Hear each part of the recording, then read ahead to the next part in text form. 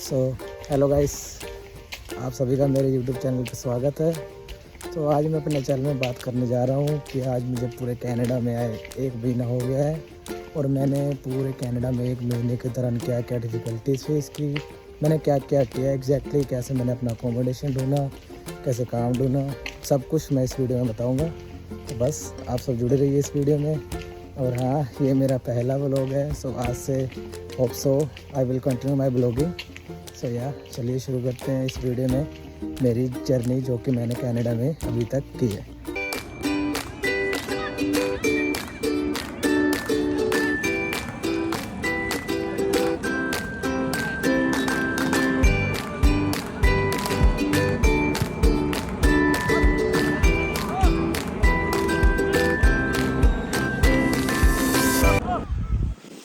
Hello guys, जैसे कि आप सब देख सकते हो मैं एक पार्क में बैठा हूँ जो कि बहुत ही खूबसूरत पार्क है और मेरे घर से नज़दीक ही है। तो मैं सोचा आज अपना पहला ब्लॉग यहीं पे शूट किया जाए। यहाँ पर शांति भी है और बहुत सारी भीड़ भी है, बिकॉज भीड़ इसलिए है क्योंकि बहुत दूर है, इसलिए मेरे पास तो शांति है। तो यहाँ पर आज संडे का दिन है, बहुत ही खूबसूरत दिन है। और आप जो टाइम देख रहे हो ये नियर अबाउट 9 बजने वाले हैं रात के, फिर भी देखिए कितना दिन है। सो ये कनाडा का हिसाब किताब है। तो सबसे पहले मैं इस वीडियो में बात करना चाहूँगा वो ऐसा है कि सबसे पहले मैं इंडिया से कनाडा आया किस एयरलाइंस के थ्रू। तो मैं अपना इंडिया से कनाडा आया इथोपियन एयरलाइंस के थ्रू, जो कि बहुत ही अच्छी एयरलाइंस लगी मुझे मेरे पर्सनल एक्सपीरियंस के हिसाब से, क्योंकि उनका खाना भी मैं तो नॉन वेजिटेरियन बंदा हूँ, तो मुझे बहुत अच्छा लगा। उनकी सभी मील लगभग नॉन वेजिटेरियन में ही थी। वहाँ पर बहुत से ऐसे फूड भी थे जो हम इंडियंस नहीं खा सकते हैं, पर बहुत अच्छी ऐसी मील भी थी जो हम इंडियन आराम से खा सकते हैं और बहुत ही स्वादिष्ट भी थी। सो एयरलाइंस का एक्सपीरियंस तो मेरा बहुत अच्छा रहा। इथोपियन एयरलाइंस मेरी एयरलाइंस थी जो कि मुझे 95,000 की पड़ी थी, जो कि मुझे काफ़ी चीप लगी एयर कनाडा और एयर इंडिया के हिसाब से। सो मैंने इसलिए इसको ही प्रेफर किया अपना कनाडा आने का। इसके बीच में मुझे सिर्फ 10 घंटे का लेओवर था जो कि मेरा साउथ अफ्रीका में इथोपिया में था। सो इथोपिया में भी बहुत अच्छा था, मुझे 5 स्टार होटल में स्टे मिला था। 5 स्टार तो नहीं मैं कह सकता, पर 5 स्टार जैसा ही था। बहुत ही अच्छा स्टे था, बहुत ही अच्छा खाना पीना था। सो मेरी ऑल ऑफ जर्नी तो बहुत ही अच्छी निकल गई फ्रॉम इंडिया टू कनाडा। पर मेरी मेन स्ट्रगल तो मेरा कनाडा में आके शुरू हुआ, क्योंकि जब मैं कनाडा में टोरंटो एयरपोर्ट पे लैंड कर गया तो मेरी सारी सुख सुविधाएँ जा चुकी थी। अब मुझे जो करना था खुद ही करना था। तो इसके बाद मेरा सारा स्ट्रगल शुरू हुआ। तो सबसे पहले जब मैं टोरंटो एयरपोर्ट पर उतरा तो मैंने सबसे पहले अपने दोस्त को कॉन्टैक्ट किया जिसके पास मुझे रहना था थोड़े दिन के लिए। उसके पास से मुझे अपना अकोमोडेशन देखना था, मुझे अपना कॉलेज देखना था कि मेरा कॉलेज यहाँ से कितनी दूर पड़ेगा। तो ऐसा कैसे हिसाब किताब था। सो जब मैं टोरंटो उतर गया, टोरंटो उतर के मैं अपने फ्रेंड के पास पहुँच गया, तो मैंने अपने फ्रेंड के पास अपना सारा कुछ सामान रखा। मैंने बस अपनी ज़रूरत की चीज़ों को ही निकाला, फालतू की चीज़ें नहीं निकाली, क्योंकि मुझे वहाँ रहना ही 4-5 दिन था। तो इस करके मैंने बस बहुत ही कम सामान निकाला जो कि मुझे 4-5 दिन के लिए ज़रूरी पड़ना था। सो इसके अलावा जब मैं कनाडा में पहुंचा, मुझे बहुत से दोस्तों ने मुझे सजेस्ट किया कि तुम कीजीजी के थ्रू अपना घर ढूंढ लो, कीजीजी के थ्रू ढूंढ लो, मार्केट प्लेस के थ्रू ढूंढ लो, काम ढूंढ लो, सबको ढूंढ लो, बहुत से मिले। बट मेरा एक्सपीरियंस इन सब चीज़ों में बहुत गंदा रहा, क्योंकि मुझे ना ही मार्केट प्लेस से कोई अच्छे से अकोमोडेशन मिली। अगर मिलती भी थी तो उन लैंडलॉर्ड की बहुत सारी शर्तें थी, या तो मैं तुम्हें अपना किचन नहीं यूज़ करने दूंगा, या तो हमारा बाथरूम शेयरिंग में होगा जिसमें 5-6 जने शेयर कर रहे होंगे। बहुत सी ऐसी शर्तें थी जो स्टार्टिंग इनिशियल डेज में बच्चे को नहीं लेनी चाहिए, मेरे हिसाब से तो नहीं लेनी चाहिए, इसलिए मैंने नहीं ली। तो मेरे पास सिर्फ ब्रैम्पटन में 5 दिन ही थे, बिकॉज 5 दिन के लिए मैंने अपने दोस्त के पास रहना था। उसके बाद से मुझे अपना खुद करना था, क्योंकि उनके लैंडलॉर्ड के इंडिया से सब रिलेटिव्स आने वाले थे। तो मेरे पास बहुत ही कम समय था। तो मैंने बहुत सी जगहों पे ऐड भी पढ़ा, गुरुद्वारों में गया, गुरुद्वारों में वहाँ पर बोर्ड्स में लिखा होता है कि अगर अकोमोडेशन चाहिए तो इस नंबर पे कांटेक्ट करें। तो गुरुद्वारे भी बहुत अच्छी जगह है, अगर आपको कोई अकोमोडेशन ढूंढना है, आपको कोई प्रॉब्लम है, वहाँ पे बोर्ड पे आपको मिल जाता है। अगर नौकरी काम भी चाहिए तो काम का भी वहाँ लेवल एडवर्टाइजमेंट मिल जाता है। सो सबसे ज़्यादा मुझे क्या हिसाब किताब यहाँ का बुरा लगा कि हिसाब किताब ऐसा था कि मुझे अकोमोडेशन तो ब्रैम्पटन में मिली ही नहीं, मेरे हिसाब से तो मिली ही नहीं। अगर मिलती भी थी तो एक ही रूम में 4-4 बंदों को रहना पड़ रहा था, तो वो मुझे अच्छा नहीं लगा इन स्टार्टिंग डेज़ में। स्टार्टिंग डेज़ में शेयरिंग में ही रहना अच्छा रहता है, क्योंकि आपको अकेलापन बहुत लगेगा। मुझे तो बहुत लगा स्टार्टिंग के 10 दिन, तो मेरा बहुत ही बुरा हाल हुआ। मैं तो यही सोचता रहा कि मैं क्या ही करने कनाडा आ गया।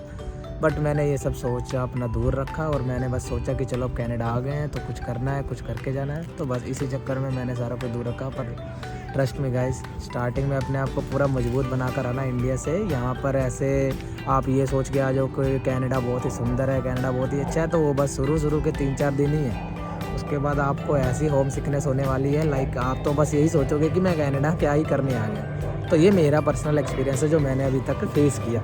बट मैं ये सबके रिगार्डिंग नहीं बोल रहा हूँ, किसी को कनाडा बहुत अच्छा लगता है, कईयों के यहाँ रिलेटिव्स भी है, सो इस करके उनको अच्छा लगता है। पर मेरा तो यहाँ कोई भी नहीं है। मेरे तो फ्रेंड्स भी लाइक बहुत ही छोट टाइम वाले हैं जो लाइक मुझे जानते हैं यहाँ पर। तो इस करके मेरा तो हिसाब किताब बहुत ही अच्छा नहीं था कनाडा में लाइक आने का।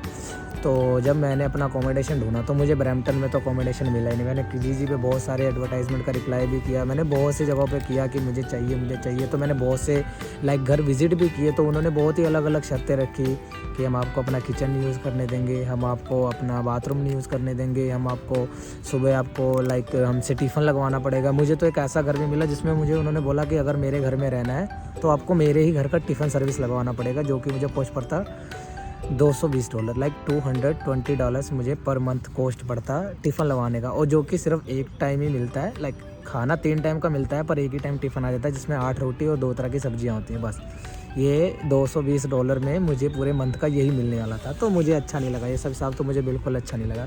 तो मैंने रिजेक्ट कर दी सारे ही लगभग मुझे नहीं अच्छा लगा। तो मेरे पास जब आखिरी का लास्ट दिन था ब्रैम्पटन में, और ना ही मेरे पास घर था और ना ही मेरे पास काम था, तो वो तो होप सो कि मेरा एक दोस्त है जो मॉन्ट्रियल में रहता है, तो मैंने उससे कांटेक्ट किया। तो उसने मुझे बोला कि तू कोई बात नहीं, जब तक तेरे पास अकोमोडेशन नहीं है तो मॉन्ट्रियल में मेरे पास आ जा, मॉन्ट्रियल में हम इकट्ठे रहेंगे, सो यहाँ पर देख लेंगे तेरे कॉलेज का हिसाब किताब।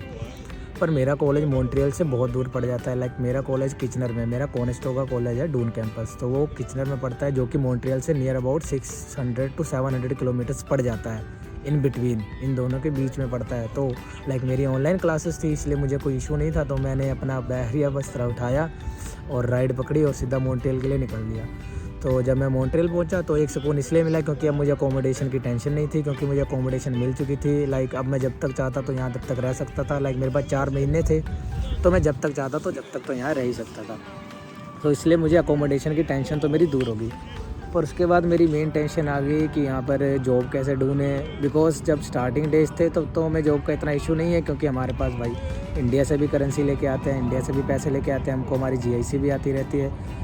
तो स्टार्टिंग में तो हमको GIC होती है, पैसे जेब में होते हैं, तो लगता ही नहीं कि हमें काम की ज़रूरत है। पर अब जैसे कि मेरा 1 मंथ हो चुका है और जिस हिसाब से मेरे खर्चे हुए हैं, तो भाई बिना काम के तो यहाँ चलने वाला नहीं है। तो काम तो जल्दी से जल्दी ढूंढना ही पड़ेगा।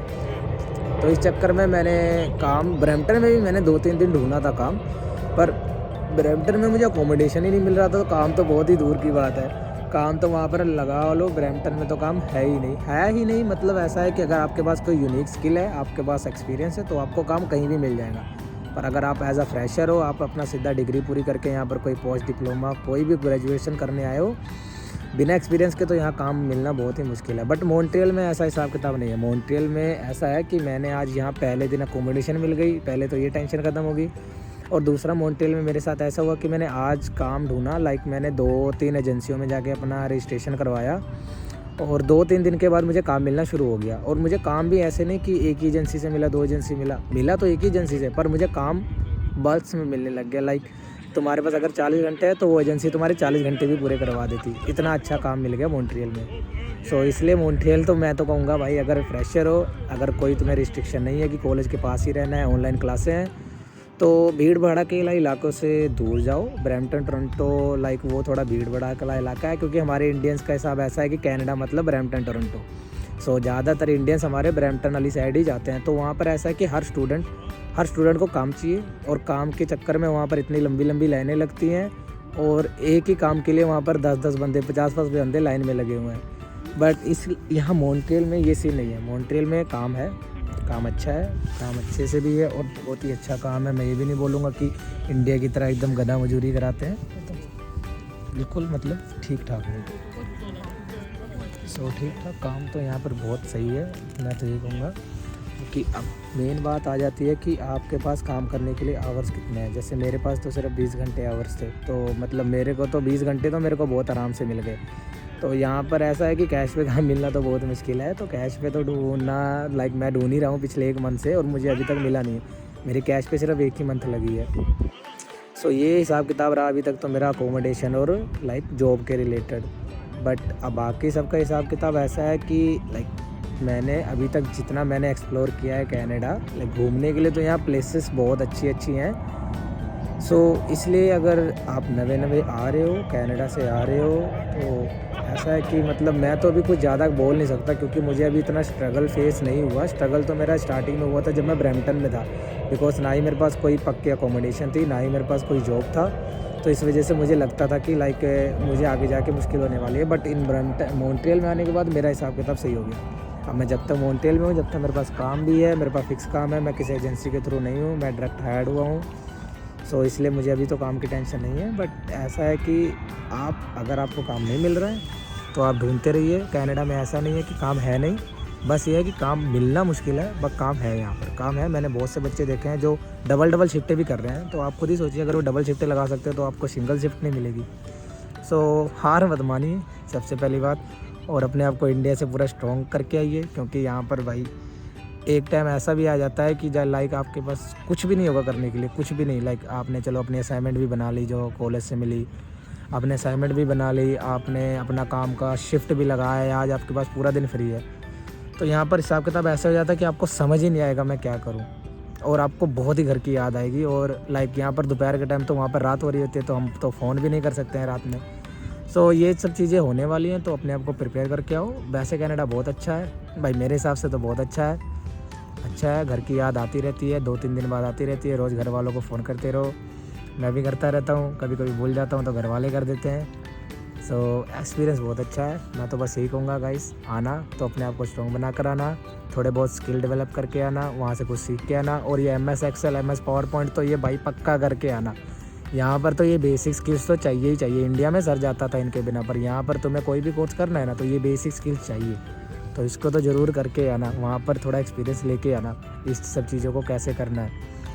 बाकी होप सो मिलते हैं। आज से शुरू तो किया है ब्लॉगिंग चालू करना, बताते रहेंगे कैसी कैसी दिक्कतें हैं। अगले ब्लॉग में ये भी बताएंगे कि यहाँ पर भाई सामान का हिसाब किताब कैसे है, कि कौन सी चीज़ इंडिया के कंपैरेटिवली कितनी महंगी लगती है। वैसे तो यहाँ पर आके इंडिया से तो कुछ भी कंपेयर मत करो, नहीं तो तुम तो ये सोचोगे कि मैं कौन से देश में आ गया, बहुत महंगा है यहाँ सामान। इंडिया से कंपेयर मत करना, पर मैं आपको दिखाऊंगा कि यहाँ पर ऐसा क्या क्या हिसाब किताब है। मिलते हैं अगली वीडियो में। अभी के लिए टाटा बाय बाय, स्टे हेल्थी।